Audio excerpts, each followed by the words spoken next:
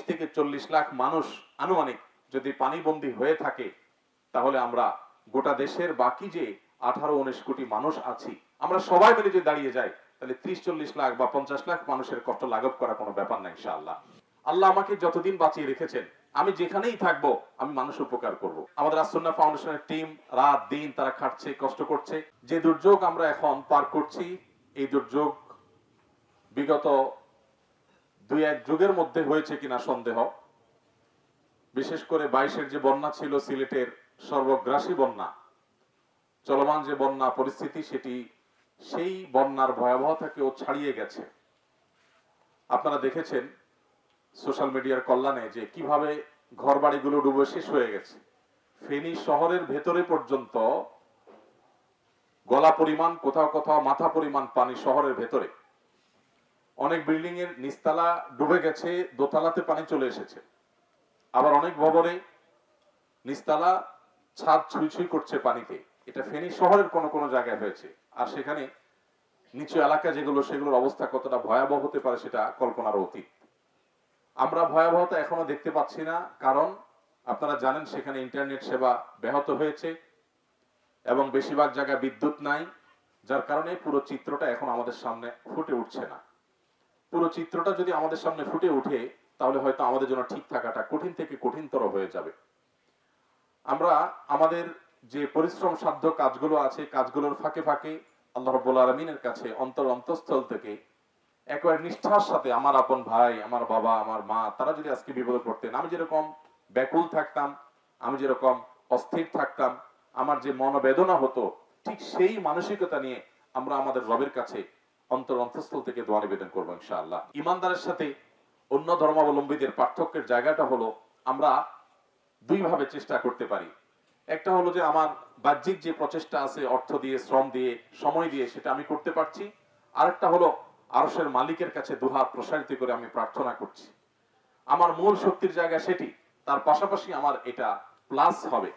আল্লাহর প্রতি যারা বিশ্বাসী না, তারা এই সুযোগটা থেকে বঞ্চিত হয়। অতএব আমি আপনাদেরকে উদাত্ত আহ্বান করতে চাই, বিপন্ন মানুষের জন্য আমাদের একান্ত সময়ে আমরা একটু নিরিবিলি হলেও আল্লাহ তাআলার কাছে দোয়া নিবেদন করবো। আল্লাহ আমাদের সবাইকে সে তৌফিক দান করুন। প্রিয় ভাইরা আমার, ফেনীতে, কুমিল্লাতে, ব্রাহ্মণবাড়িয়া এবং চাঁদপুরের কিছু এলাকাতে, লক্ষ্মীপুরে, নোয়াখালীতে এবং চিটাগাং এর কিছু এলাকাতে যেভাবে বন্যা ছড়িয়ে পড়েছে, এবং গতকাল থেকে আপনারা জানেন যে সিলেটের অনেক এলাকাও প্লাবিত হয়েছে। এখানে আমাদের পুরো জাতির সম্মিলিতভাবে হাতে হাত, কাঁধে কাঁধ রেখে যদি আমরা সবাই চেষ্টা করি, তাহলে 30 থেকে 40 লাখ মানুষ আনুমানিক যদি পানিবন্দী হয়ে থাকে, তাহলে আমরা গোটা দেশের বাকি যে 18-19 কোটি মানুষ আছি, আমরা সবাই মিলে যদি দাঁড়িয়ে যাই, তাহলে 30-40 লাখ বা 50 লাখ মানুষের কষ্ট লাঘব করা কোনো ব্যাপার না ইনশাআল্লাহ। আপনারা যেভাবে কষ্ট করছেন, আমাদের আসুন্নাহ ফাউন্ডেশনের টিম রাত দিন তারা খাটছে, কষ্ট করছে। শুধু এই বন্যাতেই নয়, আপনারা জানেন যে কোনো দুর্যোগে আমরা চেষ্টা করি আমাদের সর্বোচ্চটুকু দেওয়ার। আমি আপনাদের কাছে একটা দোয়ার আহ্বান করি, সেটা হলো আপনারা সারা দেশের মানুষ আসুন্নাহ ফাউন্ডেশনকে যেরকম ভালোবাসা দিচ্ছেন, আপনাদের আস্থার কথা আপনারা জানান দিচ্ছেন, আপনাদের কাছে আমরা দোয়া চাই, আপনারা একটু আমাদের জন্য দোয়া করবেন।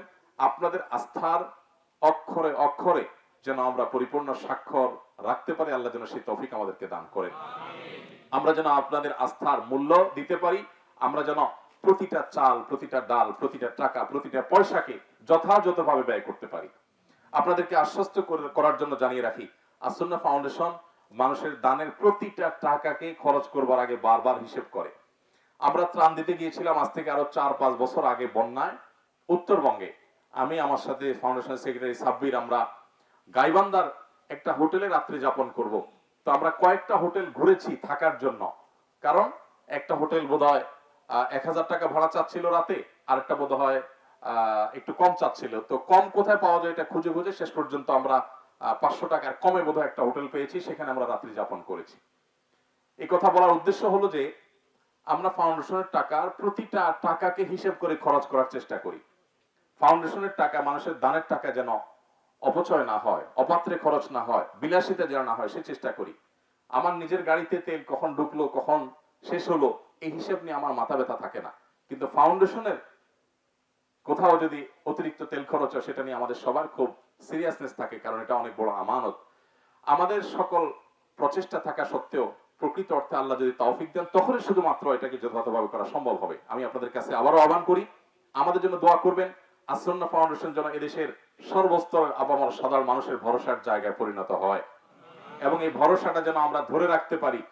এই সমাজকে যেন আমরা আমাদের সাধ্যের সবটুকুন দিয়ে তাদের আস্থার বদলা এবং মূল্য দিতে পারি, সেই তৌফিক যেন আল্লাহ আমাদেরকে দান করেন। প্রিয় ভাইরা আমার, আমরা সেই ধর্মের অনুসারী যে ধর্ম মানুষের উপকার করবার জন্য আমাদেরকে নানাভাবে নির্দেশ করেছে। নবী করিম সাল্লাল্লাহু আলাইহি সাল্লাম বলেছেন, মাসালুল মুমিনিনা ফি তাওয়াদ্দিহিম ওয়া তারাহুমিহিম ওয়া তাআতুফিহিম কামাসালিল জাসাদ। একজন ঈমানদার অন্য সব ঈমানদারদের প্রতি তার ভালোবাসা, তার হৃদ্যতা, সহমর্মিতা এই জায়গাটাতে একটা দেহের মতো আচরণ করবে। ইদাস্তাকা মিনহু উযবুন, একটা দেহের যেরকম একটা অঙ্গ যদি অসুস্থ হয়, একটা অঙ্গ যদি কষ্টে নিপতিত হয়, তাহলে পুরো শরীর সেটাকে ফিল করে, অনুভব করে। যদি পা ভেঙে যায়, পায়ে ব্যথা পায়, পুরো শরীরে জ্বরে আক্রান্ত হয়ে যায়। ঠিক একইভাবে গোটা পৃথিবীর সমস্ত মুসলমান, শুধু আমাদের দেশের নয়, আফ্রিকার জঙ্গলেও যদি কোনো মুসলমান কোনো কষ্টে নিপতিত হয়, আমরা সেটাকে ফিল করব, কষ্ট অনুভব হবে। গোটা পৃথিবীর মুসলমানরা একটা দেহের মতো, কোনো এক জায়গায় কষ্ট হবে, পুরো দেহ সেটাকে অনুভব করবে।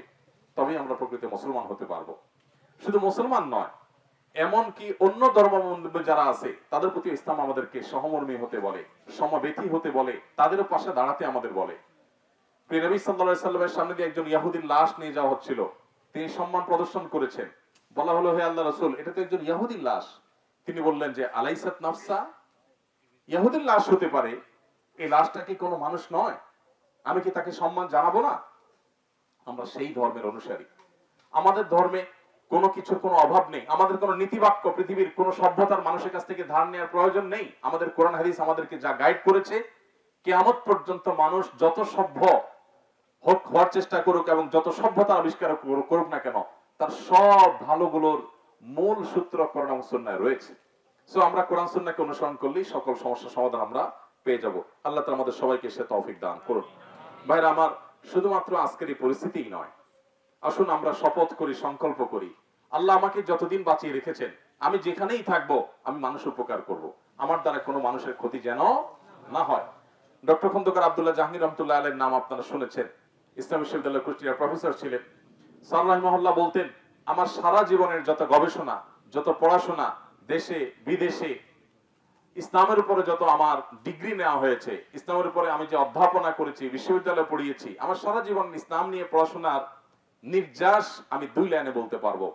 তার প্রথম লাইন হলো, ঈমানের পর, 5 ওয়াক্ত নামাজ সহ ইসলামের মেইন ফরজ কাজগুলোর পর আল্লাহ তাআলা সবচেয়ে বেশি সন্তুষ্ট হন যখন মানুষ মানুষের উপকার করে।